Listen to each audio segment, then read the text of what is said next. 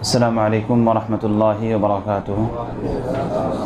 ان الحمد للہ نحمده ونستعینه ونستغفره ونعوذ باللہ من شرور انفسنا ومن سیئات اعمالنا من يهده الله فلا مضل له ومن يضلل فلا هادي له واشهد ان لا اله الا الله واشهد ان محمدا عبده ورسوله يا ايها الذين آمنوا اتقوا الله حق تقاته ولا تموتن الا وانتم مسلمون يا أيها الناس اتقوا ربكم الذي خلقكم من نفس واحدة وخلق منها زوجها وبث منهما رجالا كثيرا ونساء واتقوا الله الذي تساءلون به والأرحام إن الله كان عليكم رقيبا يا أيها الذين آمنوا اتقوا الله وقولوا قولا سديدا يصلح لكم أعمالكم ويغفر لكم ذنوبكم ومن يطع الله ورسوله فقد فاز فوزا عظيما أما بعد فإن خير الحديث كتاب الله وخير الهدي هدي محمد صلى الله عليه وسلم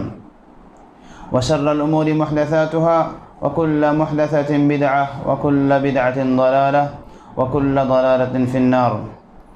لقد قال الله تبارك وتعالى في كلامه المجيد: أعوذ بالله من الشيطان الرجيم وَنُنَزِّلُ مِنَ الْقُرْآنِ مَا هُوَ شِفَاءٌ وَرَحْمَةٌ لِّلْمُؤْمِنِينَ۔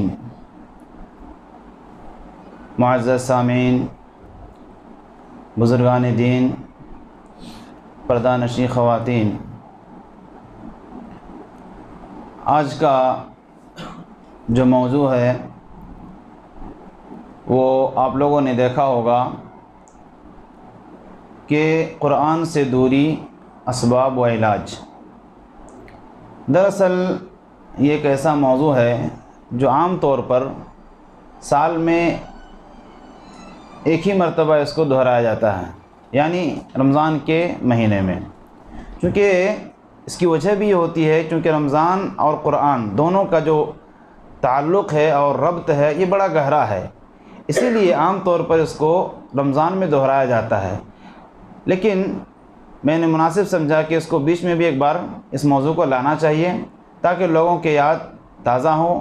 بہت ساری چیزیں ایسی آئیں گی جو آپ سن چکے ہوں گے، لیکن بس وذکر فإن الذکریٰ تنفع المؤمنین کے تحت کہ شاید کسی کو سے نفع پہنچ جائے، تو اسی لیے اس موضوع کو اختیار کیا گیا ہے۔ لہذا ہم لوگ جانیں گے انشاءاللہ آج کے اس موضوع میں جو اصل اس موضوع کو اختیار کرنے کا جو ٹارگٹ ہے وہ خاص طور پر ان لوگوں کے لیے ہے جو لوگ یعنی کچھ ایسے کمزور قسم کے بہانے اور حیلے لاتے ہیں اور قرآن سے بھاگنے کی کوشش کرتے ہیں، تو اس کے دور ہونے سے، قرآن سے دوری اختیار ہونے کی کیا اسباب ہیں اور اس کا ہم علاج کیسے کریں۔ چنانچہ ہم آج کے اس درس کا آغاز ایک ایگزامپل یعنی مثال کے ذریعے سے ہم کرتے ہیں کہ ایک انسان جب چوراہے پہ جاتا ہے، اجنبی انسان چوراہے پہ کھڑا ہے اور اسے یہ پتہ نہ ہو کہ مجھے کہاں جانا ہے، چونکہ چاروں طرف اس کے راستے ہیں، لیکن کسی ایک ہی راستے پر وہ اپنے منزل کو پہنچ سکتا ہے اور وہ شش و پنج میں ہے کہ وہ کدھر جائے۔ ایسے وقت میں، اس نازک حالت میں کوئی آتا ہے، ایک رہنمائی کرنے والا، اور اس کو اس کا صحیح راستہ بتاتا ہے جس سے وہ اپنے منزل کو پہنچ سکتا ہے، تو وہ انسان کس قدر خوش ہوگا اور وہ انسان اپنے مقصد میں لگ جائے گا، پھر وہ کامیاب ہو جائے گا۔ اس مثال سے میں یہ بتانا چاہتا ہوں کہ اس قرآن کا نزول بھی کچھ اسی وقت میں ہوا، یعنی جب انسانیت کی نیاں جہالت اور گمراہی کے دلدل میں ہچکولے کھا رہی تھی، لوگوں کو اپنے مقصد حیات پتہ نہیں تھا، ان کو اپنے مقصد زندگی سے وہ کیا تھے؟ غافل تھے، ان کو کیا کرنا ہے کیا نہیں اس کا انہیں خود علم نہیں تھا۔ ایسے وقت میں اللہ رب العالمین نے اس قرآن مقدس کو نازل کیا اور انسان کو صحیح راستہ بتایا۔ ان کو اس چوراہے پہ جو کھڑے تھے یہ انسان، جن کو ان کا اپنے منزل کا راستہ معلوم نہیں تھا، ان کو اللہ رب العالمین نے اس قرآن کے ذریعے سے راستہ بتایا کہ تمہارا راستہ جنت کو جاتا ہے، اور وہ راستہ تم اسی قرآن کی اتباع اور اسی قرآن کو مان کر، اسی قرآن پر چل کر تم اپنے منزل مقصود تک پہنچ سکتے ہو۔ چنانچہ دیکھیے آپ 23 سال کی مختصر سی مدت میں اللہ رب العالمین نے اس قرآن کے ذریعے سے انسانیت کا دھارا بدل دیا۔ دیکھیے آپ سیرت کو پڑھیے کہ جو انسان خود کچھ دنوں پہلے ایک دوسرے کے خون کے پیاسے تھے، وہ خون کے رکھوالے بن گئے، ایک دوسرے کے دشمن تھے وہ ایک دوسرے کے دوست بن گئے، ایک دوسرے کے مال لوٹا کرتے تھے وہ لوگ ایک دوسرے کے مال کے محافظ بن گئے۔ گویا کہ اس قرآن کے ذریعے سے اللہ رب العالمین نے پوری انسانیت کا دھارا بدل دیا۔ تو یہ وہ کتاب ہے، یہ وہ گائیڈ ہے جس کو مان کر، جس کی پیروی کر کر ہم اپنے منزل مقصود تک پہنچ سکتے ہیں۔ اسی لیے اللہ رب العالمین نے کیا کہا اس قرآن کے بارے میں، ان ھذا القرآن یہدی للتی ہی اقوم، کہ یہ بڑے سیدھے اور مضبوط راستے کی طرف رہنمائی کرتا ہے، راستہ دکھاتا ہے۔ لہذا یہ قرآن ہمارے لیے گائیڈ ہے جو ہمیں جنت تک لے جاتا ہے۔ اگر ہم نے اس گائیڈ کو چھوڑ دیا، اس سے ہم نے دوری اختیار کی، چاہے وہ کسی بھی سبب سے ہو، تو پھر ہم جنت تک پہنچنے سے قاصر رہیں گے، وہاں تک پہنچ نہیں پائیں گے، کیونکہ یہ ہمارے لیے گائیڈ ہے۔ اور قرآن کے تعلق سے آپ لوگوں نے بارہا بڑی فضیلتیں سنی ہیں۔ مختصر یہ کہ یہ قرآن وہ مقدس کتاب ہے کہ جس رات پر یہ نازل ہوئی وہ رات 1000 مہینوں سے بھی افضل۔ جس مہینے میں نازل ہوا یہ قرآن وہ مہینہ تمام مہینوں سے افضل، اور اسی طرح سے جس فرشتے نے اس قرآن کو لایا وہ فرشتہ بھی تمام فرشتوں سے افضل۔ اسی طرح سے جس نبی پر یہ اترا وہ نبی بھی تمام انبیاؤں کا سردار، تمام انبیاؤں سے افضل، اور ساتھ ہی ساتھ جس امت پر یہ قرآن اترا وہ امت بھی تمام امتوں سے افضل۔ گویا کہ اس قرآن سے ہی یہ تمام چیزیں جڑی ہوئی ہیں جو ایک دوسرے سے ممیز کرتی ہیں اور ایک دوسرے سے فضائل کو بڑھاتی ہیں۔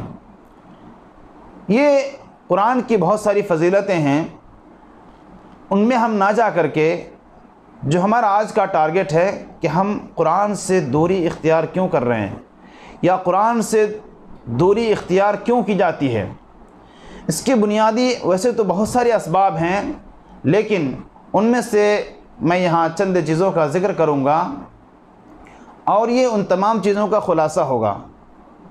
آپ کسی سے بھی آپ پوچھئے آپ قرآن کیوں نہیں پڑھتے ہیں، تو وہ آپ کو بہت قسم کے جوابات دیں گے۔ ان میں سے ایک جواب کیا ہوتا ہے کہ مجھے پڑھنا نہیں آتا ہے، مجھے پڑھنا نہیں آتا، میں کیسے قرآن پڑھوں، اور ہم سے ہوگا بھی نہیں ہے۔ بولتے ہیں کیا کہ ہم سے یہ ہوگا بھی نہیں، کیوں؟ اس لیے کہ قرآن عربی میں ہے اور عربی بہت مشکل ہے۔ تو گویا کہ اس اعتراض کا یا اس سبب کا خلاصہ یہ ہے کہ قرآن ایک مشکل کتاب ہے، لہٰذا ہم سے قرآن پڑھنا نہیں ہوگا، ہم قرآن کو سیکھ نہیں سکتے، ہم قرآن کو پڑھ نہیں سکتے۔ تو اس اعتراض کا جواب یہ ہے کہ اللہ رب العالمین نے اس قرآن کو کیا کہا، وَلَقَدْ يَسَّرْنَا الْقُرْآنَ لِلذِّكْرِ فَهَلْ مِن مُدَّكِرٍ۔ ایسے لوگوں کو خبردار ہونا چاہیے، کیونکہ یہ ایک کمزور بہانہ ہے، اور اللہ تعالیٰ کو معلوم تھا کہ اس امت میں کچھ لوگ ایسے بھی آئیں گے جو یہ بہانہ کریں گے، یہ حیلہ کریں گے کہ قرآن مشکل کتاب ہے۔ چنانچہ اللہ رب العالمین نے اس کا جواب آج سے 1450 سال پہلے ہی دے دیا، کیا کہ وَلَقَدْ يَسَّرْنَا الْقُرْآنَ لِلذِّكْرِ فَهَلْ مِن مُدَّكِرٍ، کہ یہ قرآن، اس قرآن کو ہم نے آسان بنایا ذکر کے لیے، فَهَلْ مِن مُدَّكِرٍ، کیا ہے تم میں سے کوئی جو اس سے نصیحت حاصل کرے؟ نصیحت کے لیے ہم نے اس قرآن کو آسان بنایا، ہے کوئی تم میں سے جو نصیحت حاصل کرے؟ گویا کہ ایک طرف اللہ رب العالمین ہم سے یہ کہہ رہا ہے اور ہمیں یہ یہ قسم کی خوشخبری سنا رہا ہے کہ یہ قرآن ہم نے آسان بنایا ہے۔ لہٰذا آسان کئی ناحیے سے ہے۔ آسان اس ناحیے سے ہے کہ اس کو سمجھنے میں آسانی ہے، اسی طرح سے یہ آسان اس کے الفاظ کے اعتبار سے یہ آسان ہے، اسی لیے تو ہم دیکھتے ہیں، اور اس کی آسان ہونے کی سب سے بڑی مثال یہ ہے کہ آپ دیکھیے 8 سال 6 سال 7 سال 10 سال کے بچے اس قرآن کو پورا حفظ کر لیتے ہیں۔ اگر یہ قرآن واقعی مشکل ہوتا، اس کے الفاظ اتنے ہی مشکل ہوتے تو اس قرآن کو یاد نہیں کر سکتے۔ اب دیکھیے دوسری کتابوں کو، چھوٹی چھوٹی کتابیں ہیں لیکن آپ کو اس کے حفاظ بہت ہی کم ملیں گے، جبکہ یہ 30 پارے قرآن جس کے اندر کتنے الفاظ ہیں، کتنے جملے ہیں، کتنی آیتیں ہیں، ان تمام کو ایک 8 سال کا بچہ پورا کے پورا حفظ کر لیتا ہے۔ تو یہ سب سے بڑی دلیل ہے اس بات کی کہ یہ قرآن آسان ہے۔ اور آپ دیکھیے جو لوگ اس طرح کی باتیں کرتے ہیں کہ یہ قرآن مشکل ہے، ان سے آپ پوچھئے کہ آپ ایمانداری سے بتاؤ کہ آپ نے اس قرآن کو، جس کو آپ نے مشکل کہا اور مشکل کہہ کر چھوڑ دیا، آپ نے کتنی مرتبہ کوشش کی ہے اس کو سیکھنے کی؟ آپ کو بہت ہی کم ایسا ملے گا کہ اس نے کوشش بھی کی ہو اور پھر قرآن سیکھ بھی نہ سکا ہو۔ وہ کوشش نہیں ہوتی ہے، بس دیکھ کر کے ہی دور سے ہم کہہ دیتے ہیں قرآن عربی میں ہے، ہم اس کو سیکھ نہیں سکتے۔ لہٰذا اس طرح کے بہانے، اس طرح کے حیلہ کرنے والے ہوشیار ہو جائیں اور چوکنا ہو جائیں، اور اس بات کو جان لیں کہ اللہ رب العالمین اس طرح کے کمزور بہانوں کو اللہ قبول نہیں کرے گا، کیونکہ اللہ تعالیٰ نے کہہ دیا ہے کہ یہ قرآن آسان ہے۔ لہٰذا آسان سمجھ کر ہمیں اس کو سیکھنا چاہیے۔ وسائل موجود ہیں، اسباب موجود ہیں، آپ آف لائن میں لیجئے، آن لائن میں لیجئے۔ یہ ہمارا جو زمانہ ہے یہ ہر طرح سے آپ قرآن کو سیکھ سکتے ہیں، لہٰذا اس طرح کے بہانے کر کے اپنا دامن چھڑانے کی کوشش نہ کریں۔ اسی طرح سے آپ کچھ لوگوں کو پائیں گے جو یہ بہانے کرتے ہوئے ملتے ہیں کہ ہماری اعلی اولاد زیادہ ہے۔ بھائی آپ قرآن کیوں نہیں پڑھتے ہیں؟ کہتے ہیں اعلی اولاد زیادہ ہیں، بہت مشغول آدمی ہوں، بیوی بچے کو کھلانا پلانا ساری ذمہ داری، گھر چلانا ہماری ذمہ داری ہے۔ اس طرح کے بہانے کر کے وہ یہ کہنا چاہتا ہے کہ میں قرآن نہیں پڑھ سکتا ہوں۔ ایسے لوگوں کو بھی اللہ رب العالمین نے آج سے 1450 سال پہلے ہی اسی قرآن کے اندر تنبیہ کر دی تھی، اور یہ کہا یا ایھا الذین آمنوا لا تلہکم اموالکم ولا اولادکم عن ذکر اللہ ومن یفعل ذلک فاولئک هم الخاسرون۔ اللہ رب العالمین نے کیا کہا؟ یا ایھا الذین آمنوا، اے ایمان والو، اے ایمان والو، کہیں ایسا نہ ہو جائے لا تلہکم اموالکم ولا اولادکم، کہیں ایسا نہ ہو جائے کہ تمہیں تمہارے مال، تمہاری اولاد کیا کر دے؟ غافل کر دے عن ذکر اللہ، اللہ کی یاد سے۔ اللہ تعالیٰ نے اسی وقت یہ کہہ دیا ہے کہ کہیں ایسا نہ ہو جائے کہ تم کو تمہاری اموال، تمہاری مال، تمہاری اولاد تمہیں اللہ کے ذکر سے غافل نہ کر دے۔ وَمَن يَفْعَلْ ذَلِكَ فَأُولَئِكَ هُمُ الْخَاسِرُونَ، اور جو اس وجہ سے غافل ہو جاتا ہے، مال کی وجہ سے یا اولاد کی وجہ سے، اللہ کے ذکر سے، اللہ کی عبادت سے اگر وہ غافل ہو جاتا ہے تو وہ لوگ نقصان میں ہیں، گھاٹے میں ہیں وہ لوگ۔ چنانچہ اللہ رب العالمین نے ہمیں پہلے ہی تنبیہ کر دیا تھا کہ اس طرح کے بہانے نہ کرنا، کیونکہ یہ بہانے اللہ تعالیٰ کے ہاں قابل قبول نہیں ہے۔ کیونکہ اس طرح کی بہت ساری مثالیں ہیں، جن کے پاس اولاد رہے، جن کے پاس بیویاں رہی، انہوں نے اس کے باوجود بھی اللہ کے ذکر کر کے دکھایا۔ خدا آپ نبی صلی اللہ علیہ وسلم کی زندگی کو لے لیجئے، نبی صلی اللہ علیہ وسلم کے پاس 9 بیویاں تھیں۔ اسی طرح سے نبی صلی اللہ علیہ وسلم بیک وقت 9 بیویوں کے شوہر ہیں، اولاد نبی صلی اللہ علیہ وسلم کے بھی تھے، ان کے باپ ہیں۔ اسی طرح سے پورے امت کے نبی ہیں، آپ کے سامنے صحابہ کرام کی بڑی جماعت ہے جن کی تربیت کی ذمہ داری خود نبی صلی اللہ علیہ وسلم کے اوپر ہے۔ تربیت چاہے وہ جنگی تربیت ہو، چاہے وہ ایمانی تربیت ہو، چاہے وہ ان کو سکھانا ہو، کچھ بھی ہو، ساری ذمہ داری نبی صلی اللہ علیہ وسلم کے اوپر ہے۔ اسی طرح سے نبی صلی اللہ علیہ وسلم وقت کے قاضی بھی ہیں، لوگوں کے جھگڑے ہوتے، لوگوں کے فیصلے کرنا، یہ بھی نبی صلی اللہ علیہ وسلم کی ذمہ داری ہوتی۔ کہیں بھی کچھ ہو جائے، نبی صلی اللہ علیہ وسلم کی اتنی بڑی ذمہ داری ہونے کے باوجود کیا نبی صلی اللہ علیہ وسلم کے بارے میں نعوذ باللہ یہ کوئی کہہ سکتا ہے کہ آپ قرآن سے غافل ہوئے، اللہ کی یاد سے غافل ہوئے، اللہ کی عبادت سے غافل ہوئے؟ ہرگز نہیں۔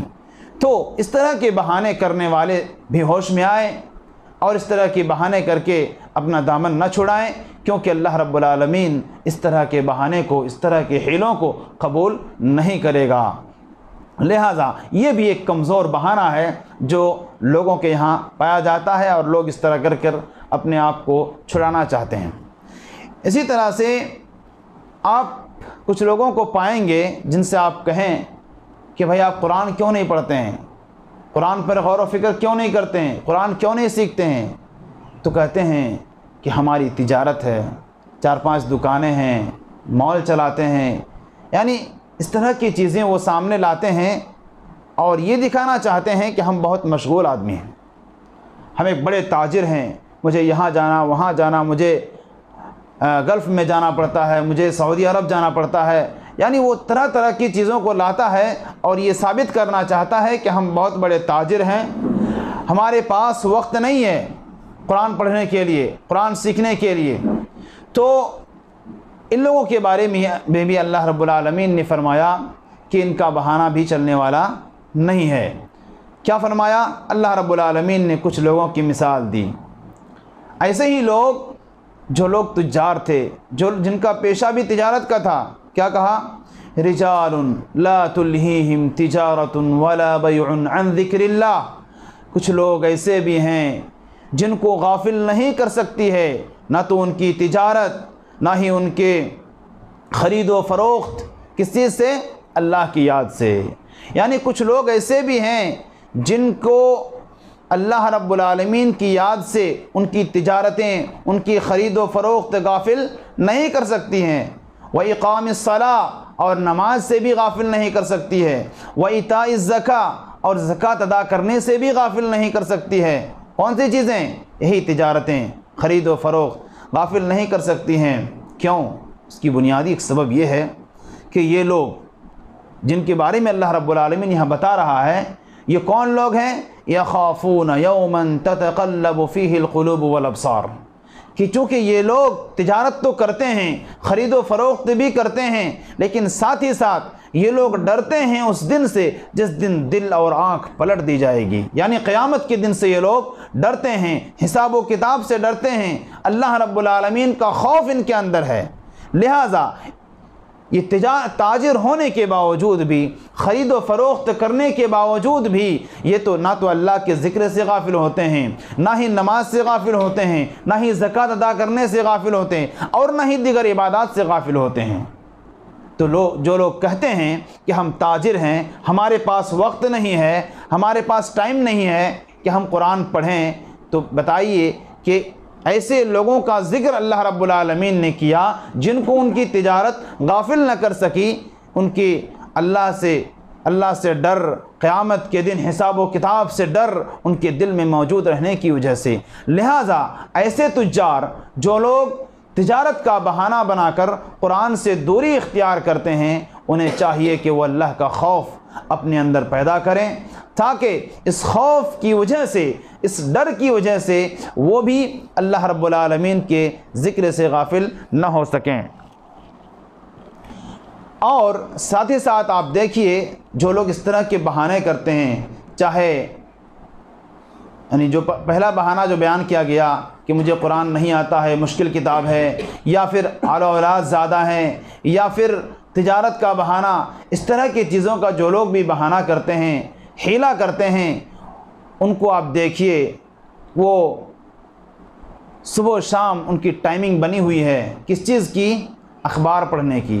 اخبار میں دیکھیے کتنے چھوٹے چھوٹے حروف ہوتے ہیں، اس کو پڑھنے کے لیے ان کے پاس ٹائم بنا ہوا ہے۔ ان کو اسی طرح سے آپ ان کو دیکھیے موبائل پڑھنے کے لیے، موبائل میں دسیوں واٹس ایپ گروپ ہوتے ہیں، ان کو پڑھنے کے لیے ان کے پاس وقت ہوتا ہے۔ یوٹیوب پر طرح طرح کی چیزیں دیکھنے کے لیے ان کے پاس وقت ہوتا ہے، لیکن جب قرآن کی باری آتی ہے تو کہتے ہیں ہمارے پاس وقت نہیں ہے۔ تو یہ لوگ ایک طرح سے دیکھا جائے تو اپنی حیلے سازی میں بھی یہ لوگ کیا ہیں؟ جھوٹے ہیں، کیونکہ وہ چاہتے نہیں ہیں کہ ہم قرآن پڑھیں۔ یا تو اس کی وجہ یہ ہو سکتی ہے کہ ان کو قرآن کی اہمیت معلوم نہیں، یا تو یہ وجہ ہو سکتی ہے کہ قرآن سے ان کو دلچسپی نہیں ہے، یا بہت ساری وجہ ہو سکتی ہے۔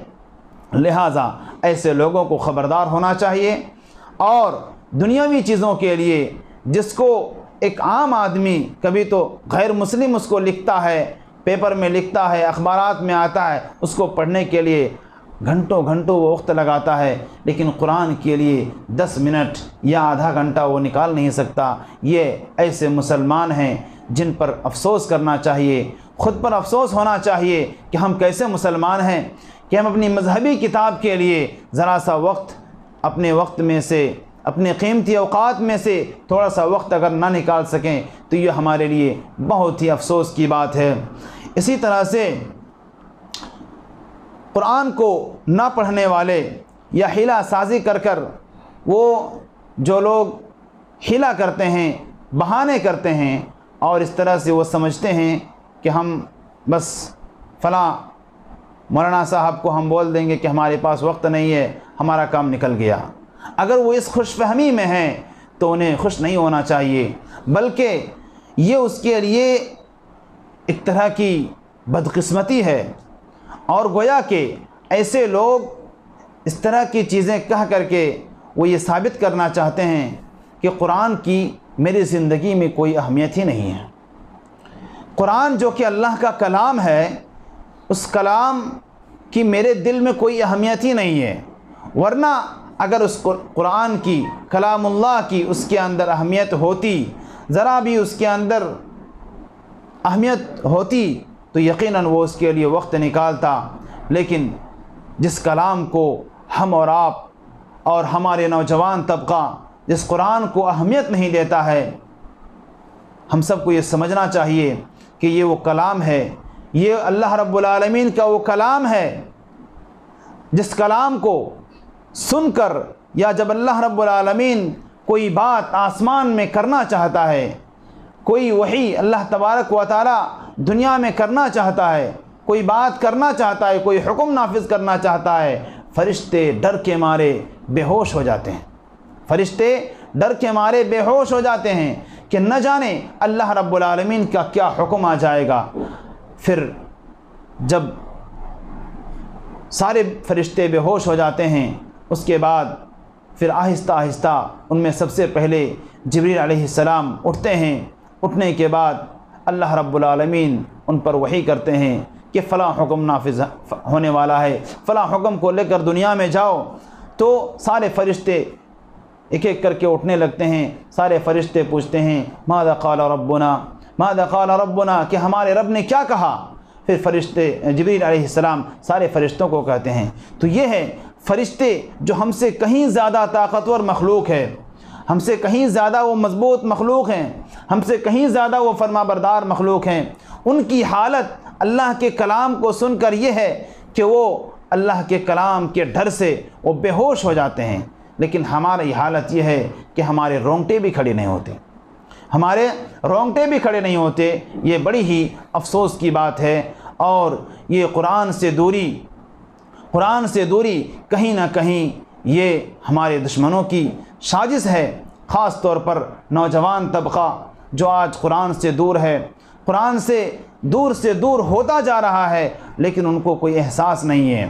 آپ پوچھئے، بہت سارے لوگ آپ کو ایسے ملیں گے جن کی عمر اگر 50 سال ہو چکی ہے، آپ ان سے پوچھئے کہ آپ نے اپنی زندگی میں کتنی مرتبہ قرآن پڑھا۔ کبھی تو جواب آتا ہے ایک بار، کبھی جواب آتا ہے کچھ بھی نہیں پڑھا، مجھے تو پڑھنا ہی نہیں آتا۔ 50 سال کی عمر ہے، 40 سال کی عمر ہے، لیکن قرآن پڑھنا نہیں آیا، قرآن کو سمجھنا نہیں آیا۔ یہ نہایت ہی افسوس کی بات ہے، اور یہ قرآن کے ساتھ جو ہمارا مذہبی کتاب ہے، جو ہمیں رہنمائی کرتا ہے، جیسا کہ میں نے شروع میں بتایا کہ یہی قرآن ہے جو ہمیں جنت تک لے جانے والا ہے، لیکن ہم نے اس کے ساتھ سوتیلاپن کا رویہ اختیار کیا اور اسے ہم نے بالکل ہی چھوڑ دیا۔ میرے بھائی اور بزرگوں دوستو، اسی طرح سے جو لوگ بہانے کر کر اپنے آپ کو بچانا چاہتے ہیں یا چھڑانا چاہتے ہیں، انہیں سمجھنا چاہیے کہ وہ اس طرح سے وہ اپنے آپ کو بہت ساری نیکیوں سے، بہت سارے فضائل سے وہ اپنے آپ کو محروم کر رہے ہیں۔ ایسا نہیں کہ وہ یہ کہہ دیتے ہیں کہ مجھے پڑھنا نہیں آتا ہے، بات ختم ہو گئی، نہیں، بلکہ ایک مسلمان ہونے کے ناطے اسے سیکھنا چاہیے، اپنے مذہبی کتاب کو سیکھنا چاہیے۔ زندگی ختم ہو جاتی ہے، پتہ نہیں ہوتا ہے کہ اللہ رب العالمین نے سورہ فاتحہ کے اندر کیا کہا۔ زندگی ختم ہو جاتی ہے، اسے پتہ نہیں ہوتا ہے کہ سورہ اخلاص میں اللہ نے کیا کہا، سورہ بقرہ کے اندر اللہ رب العالمین نے کیا کہا۔ یہ کیسی زندگی ہے؟ یہ تو حیوانوں والی زندگی ہے۔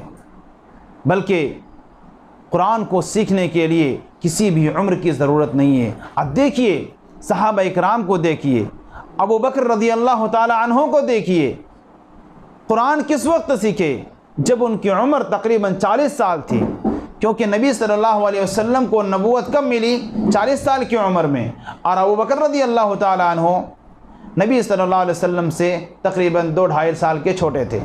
38 سال کی عمر ہے، قرآن سیکھنا شروع کیے۔ میرے بھائی اور بزرگوں دوستو، اس لیے قرآن سیکھنے کے لیے کسی بھی عمر کی کوئی قید نہیں ہے، بلکہ اگر کوئی 80 سال کا بھی ہو، 60 سال کا بھی ہو، اس کی ہوش و حواس باقی ہیں، ان کے اندر جذبہ ہے سیکھنے کا، تو انہیں سیکھنا چاہیے، بلکہ ان کو ضرور سیکھنا چاہیے۔ جب تک سانس باقی ہے قرآن کو سیکھنا چاہیے، پڑھنا چاہیے اور اس کو سمجھنے کی کوشش کرنا چاہیے، کیونکہ یہ ہمارا مذہبی کتاب ہے، یہ ہمارا آخری کتاب ہے۔ تو میں یہ کہہ رہا تھا کہ جو لوگ بہانہ کر کے قرآن سے دوری اختیار کرنا چاہتے ہیں تو وہ خوش نہ ہوں، بلکہ وہ بہت طرح کی بہت ساری بھلائیوں سے، بہت ساری خیرات سے وہ اپنے آپ کو محروم کر رہے ہوتے ہیں، لیکن انہیں پتہ نہیں ہوتا۔ دیکھیے آپ نے بارہا یہ سنا ہوگا کہ من قرأ حرفا من کتاب اللہ فلہ بہ حسنہ والحسنۃ بعشر امثالها ولا اقول الف لام میم حرف ولكن الف حرف ولام حرف ومیم حرف، کہ نبی کریم صلی اللہ علیہ وسلم نے قرآن کی فضیلت کو بتاتے ہوئے فرمایا کہ جو شخص قرآن کا ایک حرف پڑھتا ہے تو اس کو اس پر ایک نیکی ملتی ہے، اور ہر نیکی 10 گنا بڑھا کر دی جاتی ہے، یعنی وہ گویا کہ اس کو ایک حرف پر 10 ثواب ملتا ہے۔ اور میں یہ نہیں کہتا کہ الف لام میم جو سورہ بقرہ کی پہلی آیت ہے، الف لام میم یہ ایک آیت ہے، لیکن ایسا نہیں کہ یہ ایک ہی حرف ہے، بلکہ الف ایک حرف ہے، لام ایک حرف ہے اور میم ایک حرف ہے۔ گویا کہ جو اتنا پڑھتا ہے الف لام میم، تو گویا کہ اس کو 30 نیکی ملتی ہے۔ تو اس طرح سے آپ گنتے جائیں، ایک صفحہ اگر کوئی پڑھتا ہے، 2 صفحہ اگر کوئی پڑھتا ہے، کتنے حروف ہیں، ہر حروف کے بدلے میں اس کو نیکی ملتی ہے۔ اور ایسا نہیں کہ جو صرف قرآن پڑھ سکتا ہے اسی کو نیکی ہے، بلکہ دوسری حدیث کے اندر یہ بھی آیا ہے کہ جو قرآن پڑھنا نہیں جانتا اور وہ اٹک کر پڑھتا ہے، مشکل ہوتی ہے، پریشانی ہوتی ہے اس کو پڑھنے میں، ایسے شخص کے لیے ڈبل اجر ہے۔ ایک تو پڑھنے کا، دوسرا محنت کرنے کا، اور مشقت سے جو پڑھتا ہے اس کا بھی اللہ رب العالمین ثواب دیتا ہے۔ تو اس طرح کی نیکیاں کہاں ملیں گی ہمیں؟ قیامت کے دن ایک ایک نیکی کے لیے ہم سب ترسیں گے، در کی ٹھوکریں کھائیں گے، کبھی باپ کو، کبھی بھائی کے پیچھے، کبھی امی کے پیچھے، کبھی بیوی کے پیچھے بھاگیں گے، لیکن سب ایک دوسرے کو دیکھ کر بھاگیں گے ایک ایک نیکی کے لیے۔ کہیں سے ایک نیکی مل جائے ہمارا جنت کا راستہ آسان ہو جائے گا۔ میرے بھائیوں، اس وقت ہم امید کریں گے نیکیوں کی جب نیکی کرنے کا آپشن نہیں رہے گا۔ جبکہ آج زندگی ہے تو نیکی کرنے کا آپشن ہے، جب تک سانس باقی ہے نیکی کرنے کے راستے موجود ہیں۔ لہذا جو لوگ یہ کہتے ہیں کہ مجھے قرآن پڑھنا نہیں آتا، میرے پاس وقت نہیں ہے، میں تاجر ہوں، فلاں بزنس مین ہوں، ایسے لوگوں کو چاہیے کہ وہ اپنی زندگی میں عمل کر لیں، خاص طور پر قرآن پڑھ لیں، قرآن کی تلاوت کر لیں۔ ایک ایک حرف پر 10 نیکیاں ہیں۔ اگر کوئی آدھا گھنٹہ قرآن پڑھے گا، 10 منٹ قرآن پڑھے گا، کتنے حروف پڑھ لے گا؟ میرے بھائیوں، لہذا جس طرح سے ہم دوسرے چیزوں کے شیڈول بناتے ہیں، ٹائم ٹیبل بناتے ہیں اپنے کام کاج کے، اپنی زندگی میں قرآن کو بھی شامل کر لیں۔ اپنی زندگی کے ٹائم ٹیبل میں قرآن کو بھی جگہ دیں، کم سے کم آدھا گھنٹہ 1 گھنٹہ تو ضرور ہی دینا چاہیے، کیونکہ یہ ہمارا دستور ہے، یہ ہمارا دستور حیات ہے، زندگی کا یہ گائیڈ ہے، یہی ہمیں جنت کو لے جائے گا۔ اس لیے قرآن کو اپنے ٹائم ٹیبل سے ہرگز باہر نہ نکالیں، بلکہ جتنا بھی آپ مشغول ہوں آپ یہ سمجھیں کہ محمد الرسول اللہ صلی اللہ علیہ وسلم سے ہم اور آپ زیادہ مشغول نہیں ہیں، ہم اور آپ اتنا زیادہ مشغول نہیں ہیں جتنا نبی کریم صلی اللہ علیہ وسلم مشغول تھے، لہٰذا ہم ان سے کم ہی ہیں، بہت کم ہیں، بس ہماری ڈیوٹی ہوتی ہے، کام کاج ہوتے ہیں، لہٰذا اس کو بھی آپ ایک اپنی زندگی میں حصہ دیں، قرآن کو بھی اپنی زندگی کے ٹائم ٹیبل میں جگہ دیں، انشاءاللہ ہماری اور آپ کی کامیابی ہوگی۔ لہٰذا جو لوگ اس طرح کے بہانے کر کے قرآن سے دوری اختیار کرنا چاہتے ہیں وہ اس نیکی سے محروم ہو جاتے ہیں، اور وہ زندگی بھر اسے توفیق نہیں ہوتی ہے اس طرح کی نیکیوں کو بٹورنے کا۔